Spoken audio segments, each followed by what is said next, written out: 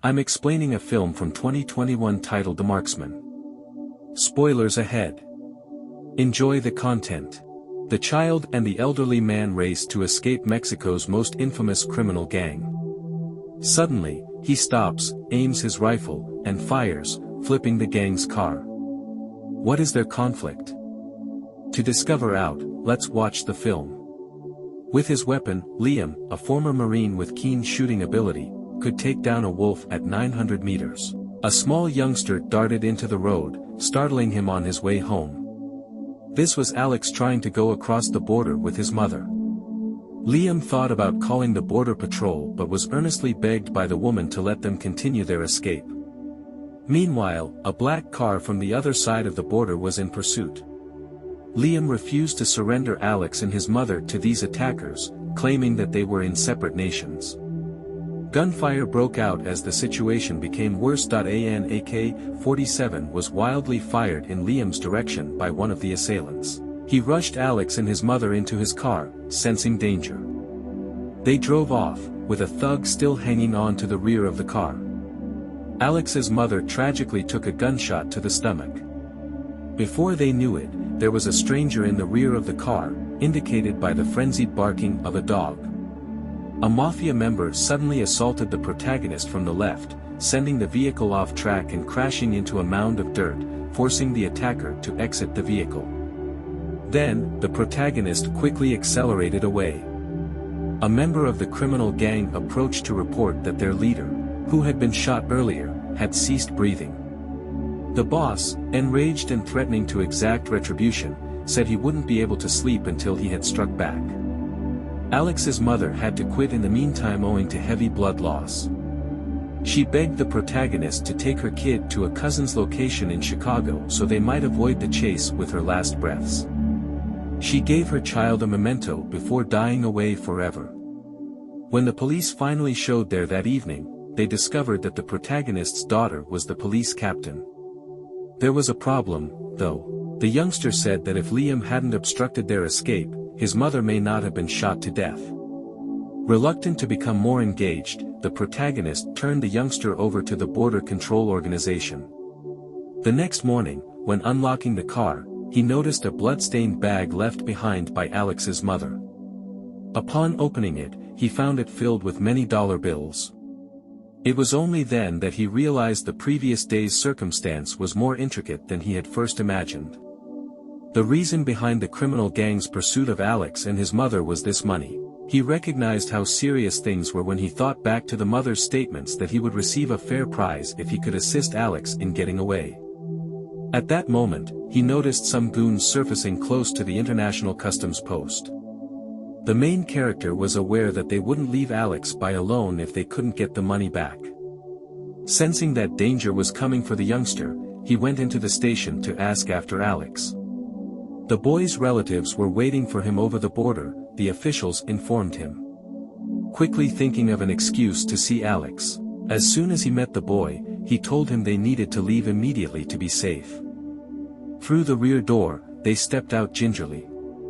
They couldn't do anything when they saw the gang members observing them as they got to the automobile. He picked up a few essentials upon returning to the property, and the two of them left to locate Alex's family in Chicago. Being inexperienced with Google Maps, the main character stopped along the route to refuel and then purchased a map. The thieves, outfoxed, crossed the border themselves to pursue. Border guards ignored them because of their visible tattoos and gave them permission to pass. Finding Liam's home in no time, they discovered a piece of paper containing all of his details as well as a medal he had long desired because he had previously served in the Marines before being released for gambling. Frustrated at not finding the boy, they doused the house in gasoline and set it ablaze. Returning to their operations, they enlisted a hacker to search through national databases, swiftly locating Liam's credit card transaction history at a gas station in Mexico from half an hour earlier. To find out which way Liam went, the group headed to the petrol station. Unaware that the gang was attacking innocent bystanders in order to take control of the security camera's data storage, the personnel watched. Liam questioned the youngster, over their dinner that night, why the criminal group was after them. The child disclosed that his uncle had run afoul of the gang. He heard someone on the phone asking him and his mother, Alex, to get out of there before things became worse. The gang kidnapped and tortured his uncle to reveal where the money, which was stashed away at his aunt's home, was. That explains why they were being chased after so hard. They left for Chicago the following day, taking a puppy with them. The elderly guy inquired the boy to pinpoint the exact location on the map to hasten their travel. While on the road, they were stopped by a police car from behind. Without clear reasons for the check, the officer confiscated all weapons and instructed the protagonist to get into the vehicle, also making a private phone call and taking Liam's car keys. The main character started to suspect that this cop wasn't quite right, particularly the way he was staring at the highway, which suggested he may be waiting for the criminal group to come. The main character gave the cop a stern warning not to forfeit his honor over some money. A dog suddenly sprang out of the car and attacked the police to protect its owner. The protagonist, a 30-year veteran of the Marines, rapidly rendered the officer unable. Alex unintentionally left the map outside the car among the chaos. But the main character urged the child to hurry back into the vehicle. Then, knowing that the criminal group was approaching, they hastily fled the place. Just in time, the main character deftly chose a different route to avoid coming into immediate contact with them, as if straight out of a textbook on close calls. Failing to find their target, the gang leader was infuriated and repeatedly slapped the police officer for his incompetence, eventually deciding to eliminate him as a liability. In the midst of withdrawing, a thug accidentally discovered the map Alex had dropped. Following the confiscation of 2 rifles, Liam went to a friend's gun store to purchase fresh weapons. They had to stay in a motel by nightfall as they were still not in Chicago. Liam purchased a room without registering, even though he knew their identities might be tracked back to their IDs. Suddenly the gang discovered them, beating the proprietor of the motel and going room to room looking for Liam. He made a hasty 911 call, then he and Alex escaped via a window. Upon arriving at their hotel, the group was met solely by the noise of an incoming police call. When they heard the oncoming police sirens and lost sight of Liam and Alex in the shadows of the trees, they made the decision to go. As the thugs were escaping, Liam's dog attacked but was shot dead by one of the gang members. Heartbroken, Liam vowed not to forgive them for harming his dog. The next day, Liam and Alex buried the dog beneath an ancient tree. As they became closer on their voyage, Liam started teaching Alex how to put firearms together and take them apart for self-defense in perilous circumstances.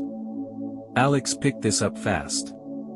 By dusk, they had decided to spend their temporary rest in abandoned houses and built fires to be warm, refusing to stay in any more motels or hotels. Alex vehemently declined Liam's offer to return the money, even though he knew it was the reason of his mother's demise. They agreed to burn the money to light their fire since neither of them wanted to deal with the illicit money anymore. A mafia member found a circled area on the map of Chicago the next day. The gang boss contacted for help right away, and they promptly located the ideal location to keep an eye out for the car passing by. They spotted the duo, but the protagonist realized they had been detected sooner than expected. Forced to brake suddenly at an intersection, he then made a quick turn and sped away with the gang in hot pursuit. Regretfully, Liam's automobile started to overheat and smoke started to pour out, indicating they couldn't keep on in the ancient car.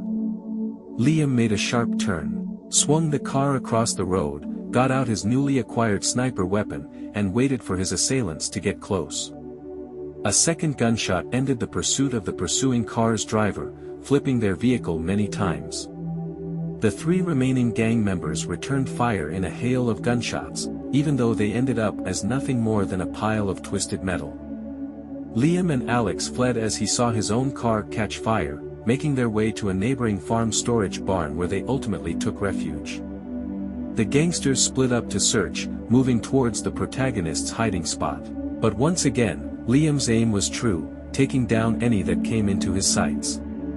The other 2 guys shot wildly back, trying to hit Liam where he was firing. Liam and Alex plotted a ruse to lure the mafia guys outside so Liam could move outdoors as a distraction. The thugs dispersed, guarding the front and rear doors.